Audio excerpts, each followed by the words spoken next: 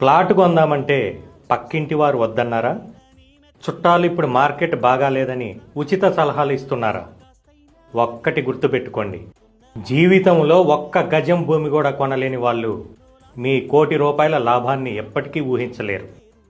ఒక రైలు ప్లాట్ఫామ్ మీదకి వచ్చినప్పుడు ఎక్కాలా వద్దా అని పక్కవారిని అడిగితే వారు తమకు కావాల్సిన రైలు కోసం ఎదురుచూస్తూ మిమ్మల్ని కూడా ఆగమనే చెప్తారు.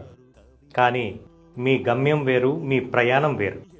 మీ రైలు వచ్చినప్పుడు ఎక్కకపోతే ఆ తర్వాత మిగిలేది కేవలం పశ్చాత్తాపమే.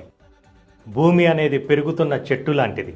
మీరు నిద్రపోతున్నా, మీరు సెలవులో ఉన్నా ఆ భూమి మాత్రం మీకోసం రూపాయిని ₹2 చేస్తూనే ఉంటుంది. భూమిని నమ్ముకొని నష్టపోయిన వాళ్ళు చరిత్రలో లేరు. అప్పుడు కొనుంటే బాగుండేది అనే మాట మీ డిక్షనరీలో ఉండకూడదు. ఆ రోజు ధైర్యం చేసి కొన్నాను కాబట్టే ఈరోజు నేను రాజాలాగా ఉన్నానని గర్వంగా చెప్పుకోవాలి. మార్కెట్ ఎప్పుడూ ఆగదు. జనాభా పెరుగుతోంది, అవసరాలు పెరుగుతున్నాయి. మనిషికి గాలి, నీరు ఎంత అవసరమో తలదాచుకోవటానికి భూమి కూడా అంతే అవసరం.